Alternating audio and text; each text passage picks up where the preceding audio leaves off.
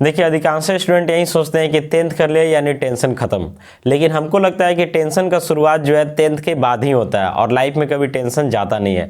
लेकिन कहने का मतलब क्या है कि टेंशन तो रहे, कोई दिक्कत नहीं है, लेकिन उस टेंशन के क्रम में जो है हमको डिसीजन भी सही लेना होता है। ऐसा नहीं कि दिन रात जो है टेंशन में ही है और डिसीजन सही नहीं ले पा रहे हैं। तो आज की इस वीडियो में हम मेनली रूप से यही बात करने वाले हैं कि 10th के बाद एक्चुअली में आपको क्या करना चाहिए। क्योंकि जब भी आप अपने आसपास में पूछने जाते हैं, किसी पड़ोसी से पूछने जाते हैं, किसी रिलेटिव से पूछने जाते हैं, किसी फ्रेंड से पूछने जाते हैं, किसी टीचर्स वगैरह से पूछने जाते हैं, तो सब लोग का डिसीजन जो है अलग अलग होता है। डिसीजन को एक कर पाना जो है बहुत ज़्यादा मुश्किल हो जाता है। तो उस सिचुएशन में स्टूडेंट जो है बिल्कुल कंफ्यूज हो जाते हैं कि आखिर एक्चुअली में जो है हमको क्या करना चाहिए। तो आज के इस वीडियो में हम यही प्रयास करेंगे कि एक्चुअली में आपको हम गाइड करें कि आपको करना क्या चाहिए।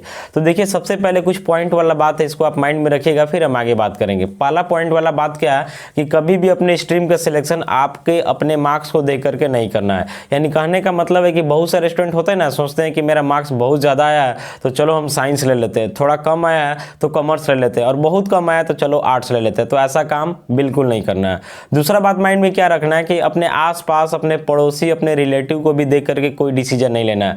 जैसे होता है ना कि पड़ोसी साइंस लिया तो हम भी साइंस ही लेंगे, पड़ोसी कॉमर्स लिया तो हम भी कॉमर्स ही लेंगे, और आर्ट्स लिया तो हम भी आर्ट्स ही लेंगे। ऐसा काम भी नहीं करना है। यानी कहने का मतलब है कि लाइफ में आगे आपको खुद से बढ़ना है, किसी और के दम पे नहीं बढ़ना है। इसलिए आसपास के पड़ोसी को या फिर रिलेटिव को देख करके जो है कोई डिसीजन नहीं लेना है। अब हम बात करते हैं कि 10th के बाद आपके पास क्या क्या ऑप्शन है और आपको उसमें क्या सेलेक्ट करना चाहिए।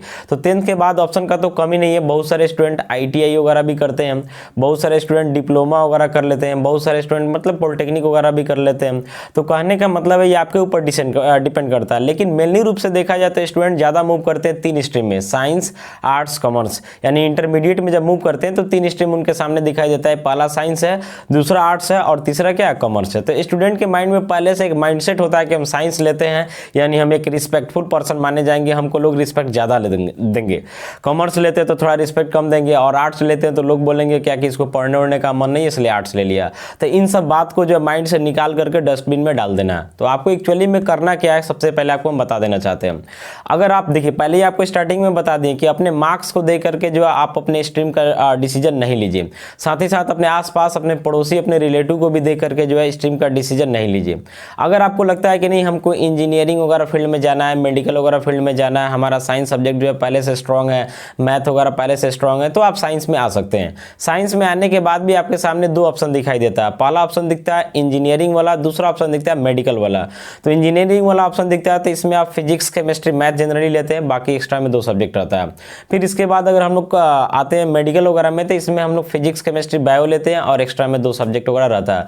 बहुत सारे स्टूडेंट हैं जो बायो भी ले लेते हैं, मैथ भी ले लेते हैं। तो उनको हम कहना चाहेंगे कि आप प्रयास कीजिए कि दोनों में कोई एक ले, क्योंकि दोनों लेने के बाद हम देखते हैं कि अधिकांश स्टूडेंट का रिजल्ट जो है मतलब ढंग का नहीं आ पाता, खराब हो जाता है। और दोनों लेने के पीछे रीजन यही होता है, स्टूडेंट रिस्क लेना नहीं चाहते हैं कि कहीं हो सकता है कि आगे बायो से कुछ नहीं हुआ तो मैथ वाला यूज कर लेंगे, या मैथ से कुछ नहीं हुआ तो बायो वाला यूज कर लेंगे। तो ऐसा आप पहले डिसाइड कर लीजिए कि आपको एक्चुअली में क्या करना है, उसके अनुरूप लीजिएगा तो ज़्यादा बेहतर होगा। अगर आप सच में सक्षम है कि नहीं आप दोनों सब्जेक्ट का प्रिपरेशन अच्छा से कर सकते हैं तो आप ले लीजिए, कहीं से कोई दिक्कत नहीं है। अगर आप साइंस लेते हैं तो आपके पास बहुत सारा जो स्कोप वगैरह दिखेगा।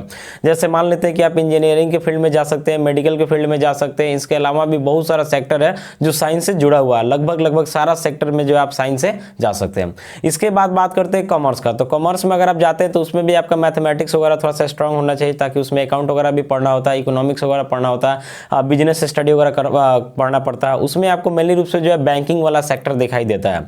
इसके अलावा CA वगैरह आप कर सकते हैं, बहुत सारा उसमें भी स्कोप है, स्कोप का कमी वहाँ भी नहीं है। फिर अगर हम बात करते हैं आर्ट्स का, तो बहुत सारे लोगों का मेंटेलिटी होता है कि हम आर्ट्स ले रहे हैं तो इसका मतलब पढ़ाई वढ़ाई नहीं करना है, या रिलेटिव आसपास के लोग भी ऐसा ही समझेंगे। तो लोग क्या समझेंगे इस बात को आप भूल जाइए। अगर आप आर्ट्स लेते हैं और सच में पढ़ते हैं तो आप आर्ट्स लेकर के बहुत सारा चीज़ कर सकते हैं। जैसे UPSC हो गया, BPSC हो गया, आर्मी में जा सकते हैं आप, बहुत सारा सेना के बहाली उसमें आप जा सकते हैं। तो आर्ट्स में भी स्कोप का कमी नहीं है। और जहाँ तक बात है किसी भी स्ट्रीम में तो स्कोप बहुत सारा है, लेकिन आपको करना तो किसी एक को ही है। तो इसलिए ऐसा थोड़ी है कि सारा स्कोप आप अकेले ही कर लीजिएगा, ऐसा संभव नहीं है। तो अपने मार्क्स को या फिर आसपास के पड़ोसी को देख करके जो है अपनी स्ट्रीम का सिलेक्शन नहीं कीजिए। और ये भी बात आपको बता देना चाहते हैं कि 10 आदमी से नहीं पूछिए कि हम क्या करें, क्योंकि 10 आदमी से पूछने के बाद जो है सही डिसीजन ले पाना बहुत ज़्यादा मुश्किल हो जाता है। क्योंकि सब लोग जो है अपने अनुसार सोचते हैं। कोई आदमी जो होता है सही सोचता है, कोई आदमी अपना पर्सनल बेनिफिट भी सोचता है। जैसे मान लेते हैं कि आसपास में कोई आदमी है जो किसी चीज़ से जुड़ा हुआ, तो प्रयास करेगा कि आप हमारे फील्ड में ही आ जाइए। तो कहने का मतलब है कि 10 आदमी से नहीं पूछना, 10 आदमी से पूछने के बाद जो है सही डिसीजन ले पाना बहुत मुश्किल होता है।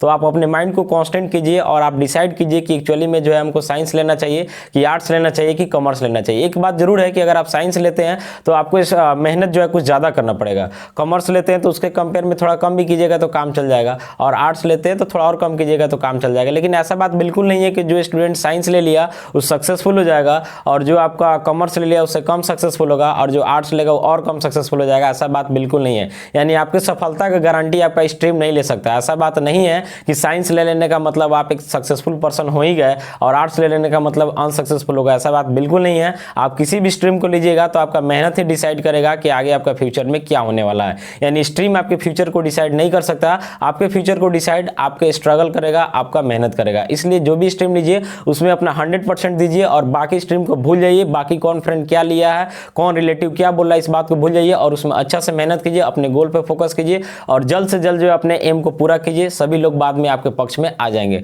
तो आशा करते हैं कि इस वीडियो को देखने के बाद आपको अपने स्ट्रीम को डिसाइड करने में कुछ सहूलियत जरूर मिलेगा।